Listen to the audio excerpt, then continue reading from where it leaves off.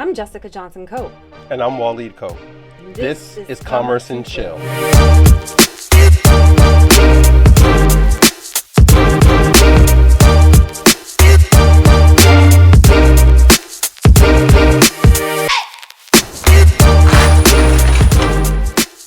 And we're back. Welcome to the latest episode of the Commerce and Chill podcast. I'm Jessica Johnson Coe. I'm Waleed. Hi, Waleed. Hi. How you doing? I'm alive. What are we talking about today? We're talking about you down with PPP. I ain't got mine, so I ain't down with it. Oh, come on, man. You must got yours. That's why you want to talk about it. I haven't gotten it yet, but I want to talk to the good people about PPP. Yeah, we're all familiar with OPP, right? The famous song from Naughty by Nature from the 90s. Shout out to all the 90s kids and kittens. Yeah. But now PPP has taken on new meaning. PPP stands for the Paycheck Protection Program, which is initiated by the U.S. Small Business Administration as part of the CARES Act. We're not going to say the C word, but the CARES Act was signed into legislation back in March due to the unprecedented impact on the economy that our current crisis has made. Mm-hmm. And the Paycheck Protection Program is one way that the federal government is trying to help stimulate small businesses, help them to stay in business, help them to keep their employees paid, and to have a hope for a better future once we get through this thing. So, all right, somebody stimulate me then. Why are you not stimulated at the thought of quote unquote free money? Because first of all, nothing's free. Two, I don't need the thought to stimulate me. To stimulate my business means put the cash in my business.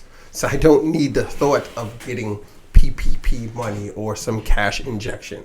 I need cash injection to stimulate the business. Simple. Okay. But we could think about it and talk about it, but it ain't going to stimulate it. Okay. Well, let me tell you how I got stimulated. I was telling the content team earlier, you were listening to a podcast or webinar earlier today. It was a call. A call. Oh my goodness. We take in so much content. I can't keep up with what's what. It was a call. Okay. So tell us about what was your conference call about this morning? It was about the dry cleaning industry and COVID-19. Okay. And what were the nuggets that you took away from your conference call about the dry cleaning industry? I don't remember 100% like what they were saying, because it was people talking about a lot of different things, and I was kind of just had it on to take up the air and listen in the background. But it was just people talking about what's going on, like how it's affecting their business. Some people were like they got their PPP money in like 4 days, some crazy like that. I'm sorry, wrong podcast, and some craziness like that. And I'm just like, what? They was like, oh yeah, I applied for it on the 3rd, and I got it on the 7th for some craziness. And I'm just like, oh, that's good for them. And I don't know, they said they went some other state like Texas or something, and they use a small regional bank or something. So I don't know, I guess, my bank is just taking their time. Let's rewind just a little bit. So I was explaining to the content team what the PPP was, because they weren't all familiar with it. So PPP, Paycheck Protection Program, is an initiative under the CARES Act where the government has set aside close to $35 billion to make available in loans. Ain't enough. Okay, can we get started? No, keep going. I'm just doing your background commentary. In loans to small businesses, that is... You said billion? 35 billion? 35 billion. Ain't enough. Okay. Keep going, though. I'm back. I'm doing the back audio for you. Okay. Keep going. All right. I'll do it at a lower voice. So for businesses with fewer than 500 employees, as well as for self-employed people and sole proprietors, you can apply for up to 2.5 times your average monthly payroll expenses. 2.5 times. 2.5 times your average monthly payroll expenses. Okay. Now, the interest rates are significantly low. Based on what I read from our bank, it's less than 1%. I think I read either 0.98 or 0.95%. I'll take it. Right. Like if you went to get a mortgage and you had 800 credit score, the best you could do right now might be 3 point something percent. Yeah, probably so. 3 and some change. Less than 1% interest is unheard of, at least in what I'm used to dealing with.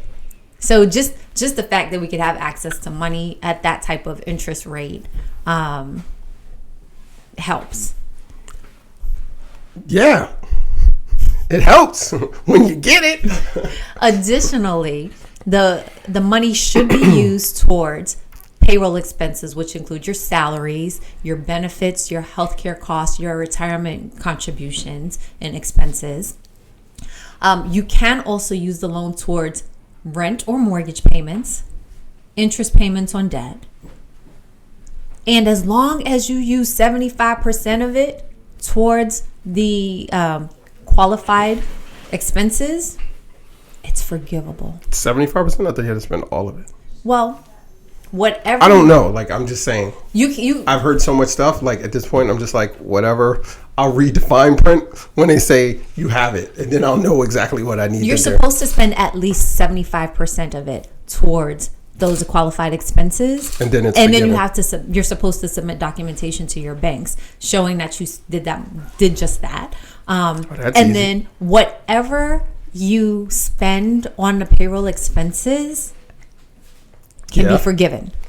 Right. So it's forgivable. It's a forgivable loan. If you spend it on what they say you can spend it on. Right. Otherwise, you pay it back at some ridiculously low interest rate. Right. So it's 2.5 times your payroll they loan you. And what's the time period do you have to use it in?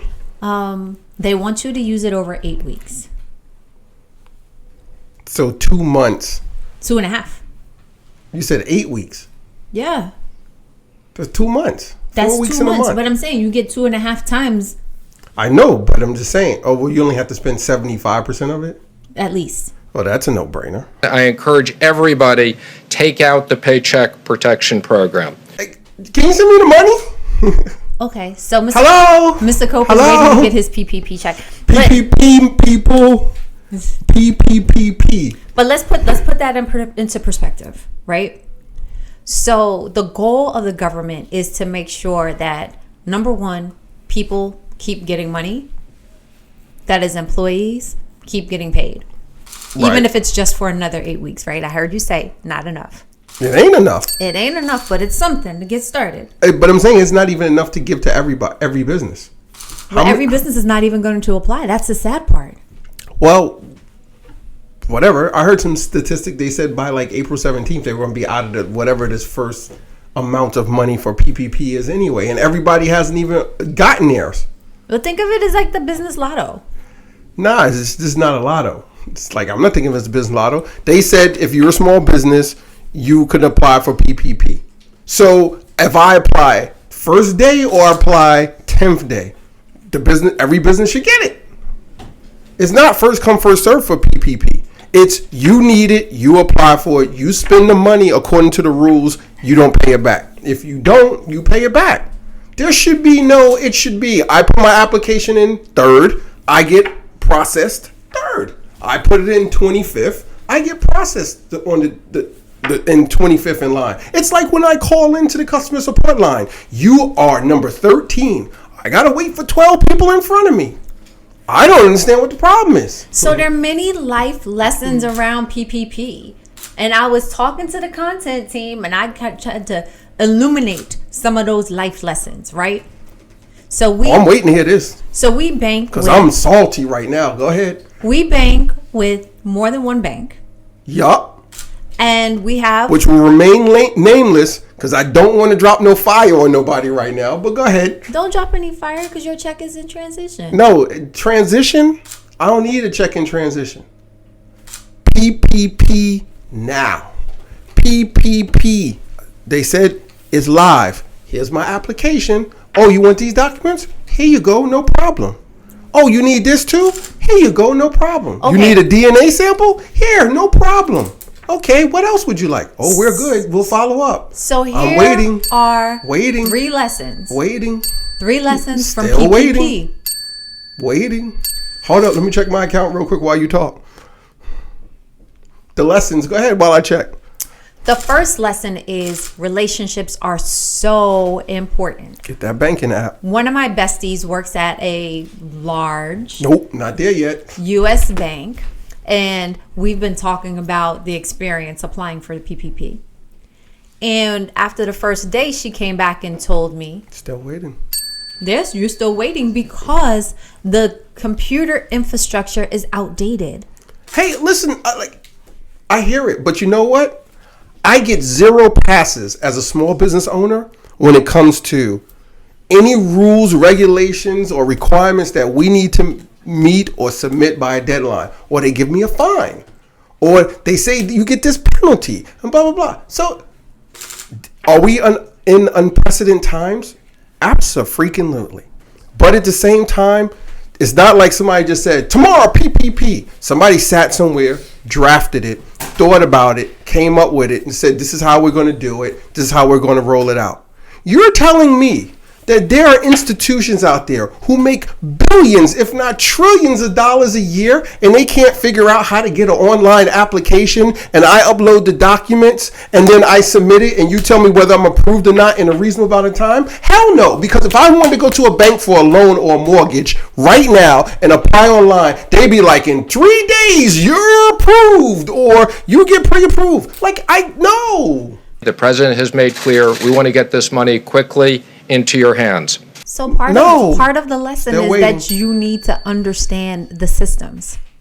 Oh, I understand the systems, but I don't think the systems understand what they need to do to service the people that they want to come into their system. I'm not disagreeing with you on that, but when you understand the systems and you know that the systems don't understand, that's when you speak truth to power. That's when we as small businesses have to advocate on our own behalf, right? I'm speaking right now. You're not speaking to power though. PPP. Because the people that voted this in, the legislators, they don't know. Have you had a conversation with Chuck Schumer? None of them don't know. They all say the same thing. How many politicians have sat there and said small businesses need tax incentives? I do not need a tax incentive. You know what I need? A cash injection.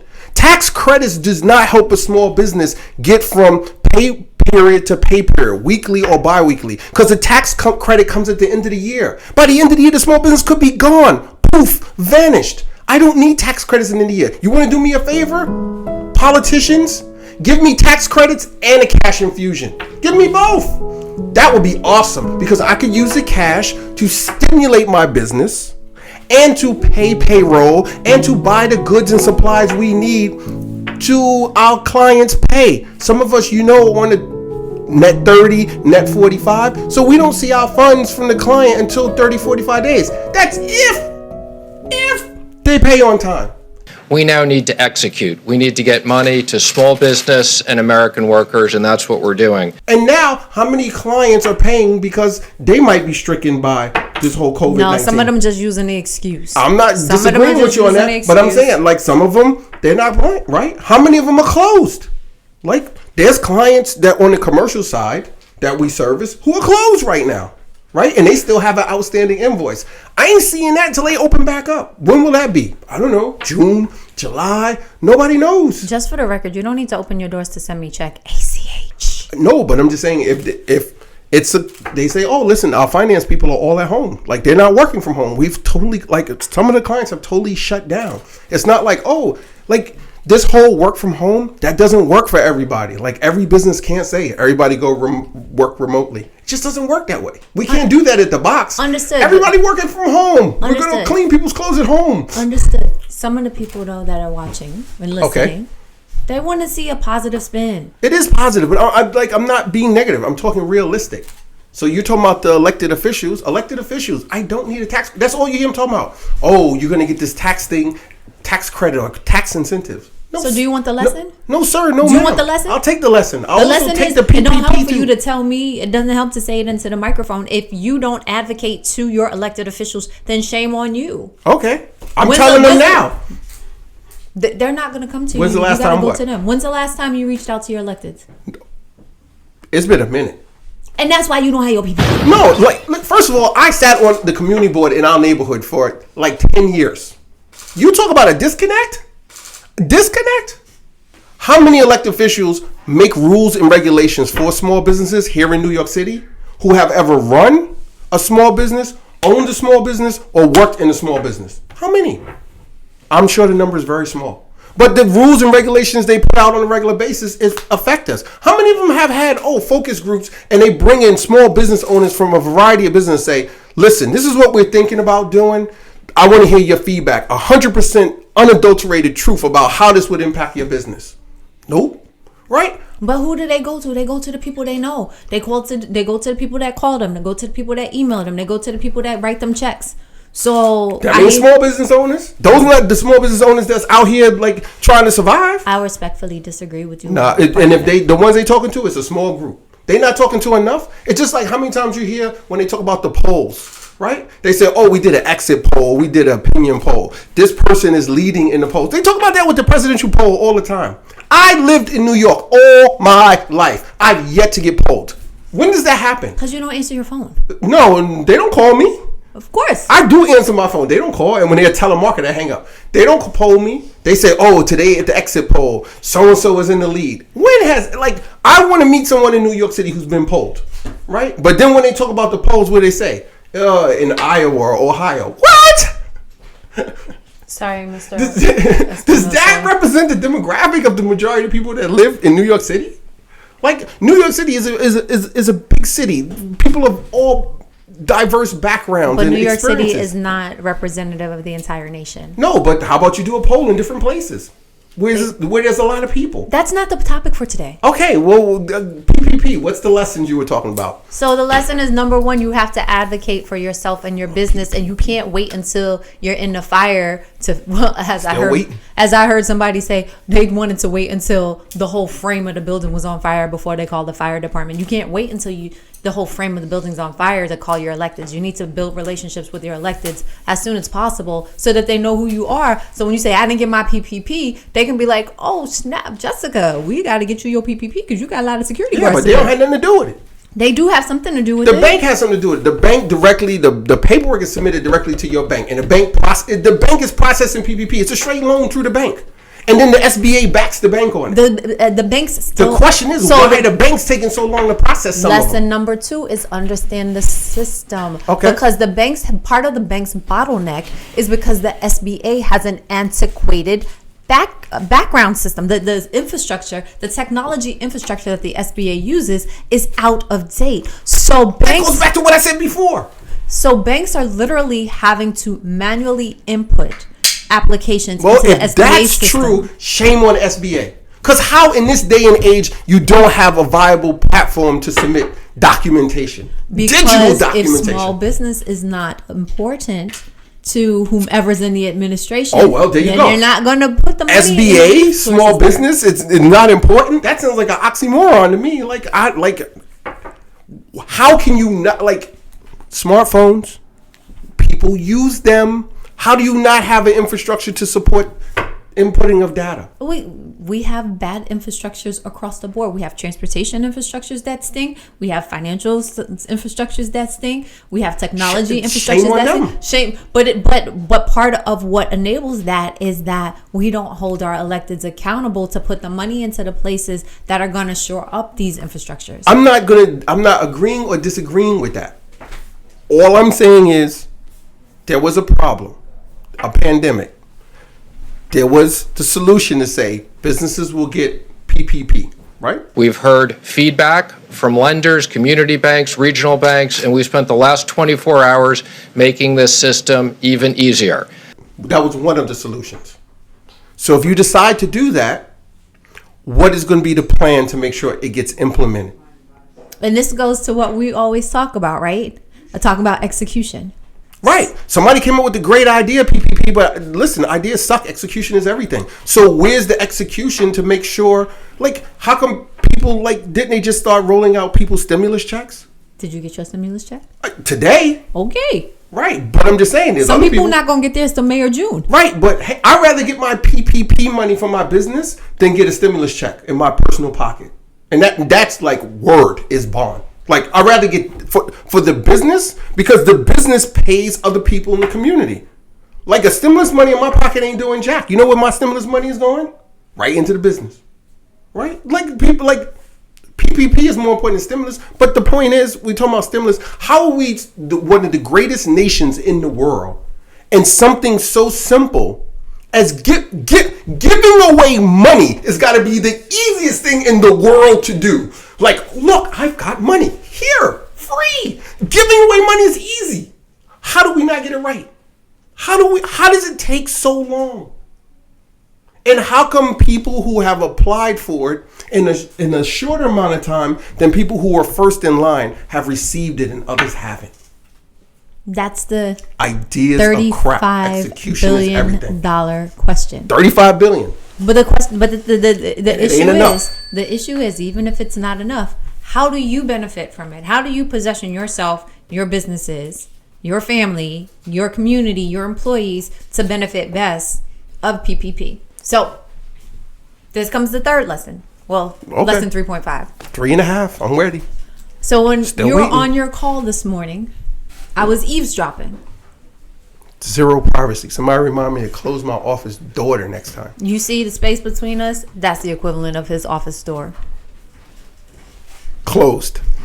Anyhow, so one of the people on the call mentioned, and it changed my whole perspective of how I looked at the PPP money, that if the government gave him 2.5 times his average monthly payroll, and he was already paying his employees, It's cake.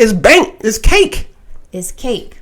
Right. It's like, listen, I am not disputing PPP money is a blessing.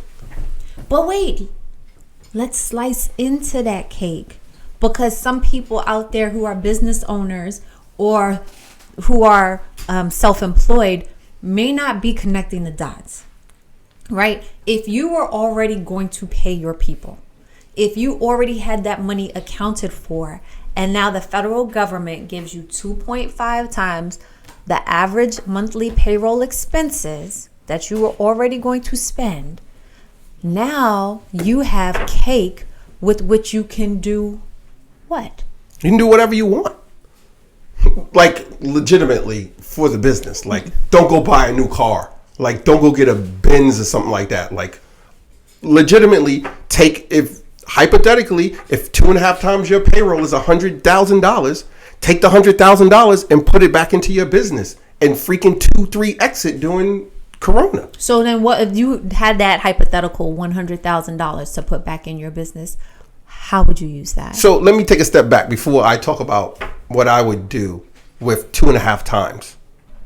Now, because first you got to talk about, is the business still running that gets this PPP money, right? Versus a business who's closed versus a business who's only running at half the capacity or maybe 40% of their capacity because they had to shut down part of their business.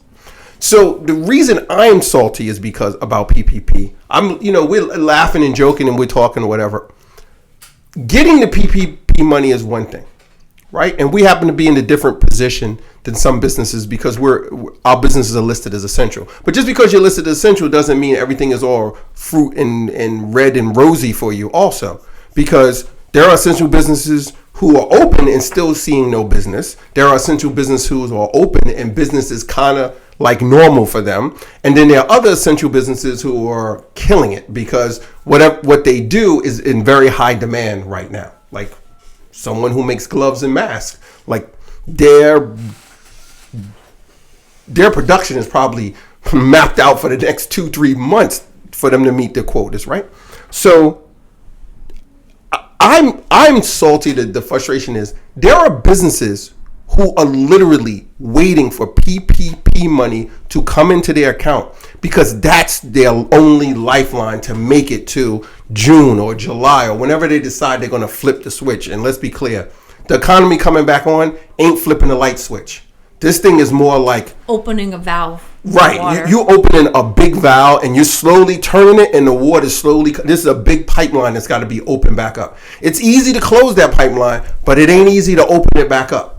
Right? Because you got all that's been. There's a lot of things to take into account now. You got a lot of pinned up I was going to say aggression. You got a lot of pinned up economics sitting still now. So somebody goes and turns the valve or flip the switch. The question is, what are going to be some of the negative effects of all of a sudden now the economy comes right back on and people are, you think people rushed out and brought all the toilet paper and brought all this, the paper towels and all water and all that when they thought the world was coming to an end because of Corona? What's going to happen when people, they supposedly say everything goes back to whatever normal is, and people running out now to go get haircuts or to get their nails done or get their hair did or to go get whatever they couldn't get because things were shut down on Corona, right? Think about that. That's going to be a whole nother economic drain on the supply chain. Because if people who, and I tell you right now, if you're in a business who's closed, you should be prepping right now to get ready for when it's time to come back online. You should be contacting your vendors, people in your supply chain, and you should be stocking up on everything you need to run your business for at least 2 to 3 months. Because that supply chain is going to get taxed like hell when this thing goes back to normal or whatever the new normal is going to be. So I am just tight because we were talking about earlier. If this is the plan, if this is what we're going to do to keep these small businesses alive, then let's make it happen in a reasonable amount of time, because there are business owners who are counting every day for a PPP check to hit, and they're watching their account or waiting to hear back from their banker to say yours has been processed or it's been approved. You should get it in X amount of time. They're waiting for it. And they're trying to figure out how much longer can I go before this happens, before I have to turn the lights out.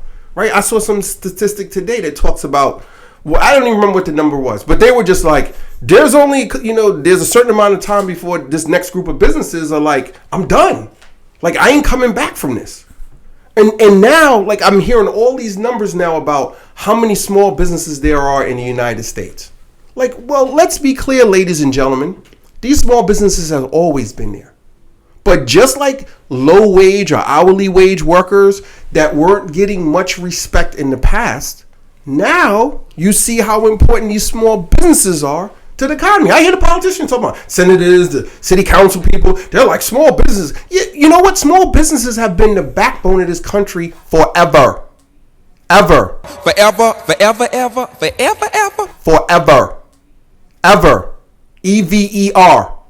So now that a lot of us are shut down, and you realize how many people are unemployed because small business have been shut down. Like, I don't hear the people in the news or the politicians on the news complaining when Joe's Pub or when Jackie's Pizzeria has to lay off 2 people. But let Amazon or some big company, GE or somebody talking about, oh, we're laying off a couple hundred or a couple thousand people. They're up in arms. Oh, it's not fair. GE is going to lay all these people off. Yeah, but where's that same enthusiasm for Jackie's Pizza Shop where she has to lay off 2 people because business is slow? I don't hear them complaining about that in the news or giving their speeches when they're in whatever that rotunda or wherever they talk about it, or in City Hall or in some park, or they call everybody together. Why aren't they talking about that? Because if politicians were really on their game, they could have a bigger impact on small businesses, making a huge difference in their neighborhood where the votes come from. Hint, hint. They could have a huge impact on that. How about discretionary funds that politicians have? Couldn't you use that to help your businesses in your community? Like, I don't know. I'm just reaching here. So that's where my frustration comes in, because here are businesses who are dying for this money. And it's not because they want to get the money to go put gas in a G5. They want to take the money to give to their employees, right? So you asked me what I would do with my PPP money. So I go back to the original question. In my scenario that you're asking me, is the business still operating? Your business is still operating, yes. Right, but you asked me what I would do. I would do a couple different things with PPP money, depending. So we're talking about PPP for our audience, for our viewers. So in your question, am I answering the question for a business that's still running during Corona, a business that's slightly running because part of our business, like a restaurant, they can only do takeout, they can't do dine-in, or the business is completely shut down due to Corona? Talk about a business that's running. Talk about your business, what you would do with $100,000 in PPP money. If $100,000 was 2.5 times my payroll and my business is running, whether I'm a restaurant and I can't. It's a dry cleaner. No, hold up. Let me finish. Right? Whether it's the soapbox, which we're running 100% right now because we're an essential business, or if I had a restaurant and part of it was shut down because people can't dine in, I could only do takeout, right? I would take that 100,000 of 2.5 times my average payroll and do a couple things. The first thing I would do is take that money and put in a separate account. 100% separate account, and account for every penny that I use for it in that separate account. After that, I would then go and come up with a plan, which I should have had done already. But I would have a written game plan for what I'm going to do with $100,000. And if you don't have a written plan, all I'm going to say is go look at the shows where they talk about past lotto winners. The owner of a local Illinois dry cleaning company, Aruj Khan, won $1 million in an Illinois scratch and win game in 2013. The very next day, he died. And they get hella money and they hella broke because they had no plan. So I would create a plan. Step 2. Step 1, separate account. Step 2, a written plan for where every dollar will go. And in that plan, I would already have outlined that my current payroll is already going to be taken care of by my existing funds. So we're talking about a business that's operating, who's not looking at PPP to say, if I need this to keep going. I'm already operating. So in that scenario, your PPP money becomes cake, right? It becomes gravy. Your face doesn't look like you just got gravy or cake. It looks like goose eggs, scrambled eggs. Nothing you got, right? Because I'm giving you the long version and they're giving us the 0-minute sign. Sorry, so is life, right? I'm still waiting on my PPP money. So you still waiting for me. So that would be the second thing. I would have a written plan. The third thing I would do is allocate that money to different segments of growing the business during Corona. Marketing. I would allocate some more towards payroll for my team members, some type of bonus / hazard pay for what they're, potentially could or be doing and involved in the business, depending on, what type of business, level of exposure, things of that nature. How much social distancing can you do in your business? I would use some of that to buy additional supplies for my team to make sure they stay safe and stay healthy, because if any one of them gets sick, they can contaminate everyone else at the business, and then I'm really shutting down because I have no team members, even though I'm essential, right? So I would spend that on safety, a portion of that on safety. I said marketing, safety, some type of additional pay for team members.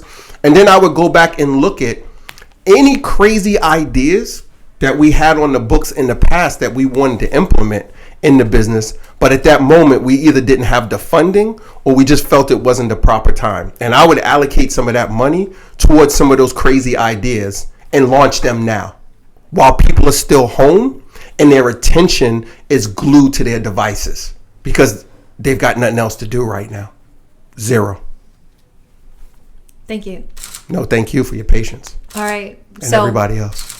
So as we wrap up this episode of the Commerce and Chill podcast, I just want to reiterate what some of our lessons were, at least my lessons, in going through the PPP application process. Number one, as my girlfriend, Bonita McCann, reminded me, you got to shoot your shot. You don't score unless you shoot your shot. Shout out to I'm not Next even going to say what just went through my mind when you said that. So if you don't submit an application, if you don't call your banker, if you don't do anything, nothing will happen. Submit everything, everyone. Fill out every freaking application there is. Don't submit the same application at different banks for the same thing. I'm not telling you to commit fraud. I'm saying, what is it? EIDL? Mm-hmm. There's PPP. Mm-hmm. There's a bunch of grants out there from different companies and organizations. Apply for every single one of them. So lesson number one is shoot your shot. If you don't apply, you won't get it. You won't even be waiting because it's going to be gone before you ain't waiting because you ain't put it in. Number two is make sure you have a strong team, whether it's your team of advocates, your team of support, like your administrators, your accountants, your bankers, so that they understand you and they understand your business. And when opportunities come, they can give you the right direction, the right information. I know that before the application went live, our accountant was calling us with the numbers that we needed to submit it. Our bankers were calling us saying, watch the website, 4:30, the application goes live. Yes, bankers. I'm still waiting. We're sending you a outline that you can use, a calculator to help calculate how much you're capable of applying for. And actually, our banker sent the calculator, and what we were eligible to apply for was much larger than what our accountant originally expected based on the original guidance the SBA had given. So I'll take more. As a result, when we get our PPP money, we'll have a little cake and icing to take care of our payroll expenses and some of those crazy ideas you're talked about. Yeah. And then the last lesson is to understand the systems, right? Because having people in the right places helped us to understand the limitations of the SBA system so that we don't get as frustrated when we don't get the money as quickly, and that we can pace ourselves with respect to our cash flow, our business decisions, and how we communicate with our clients.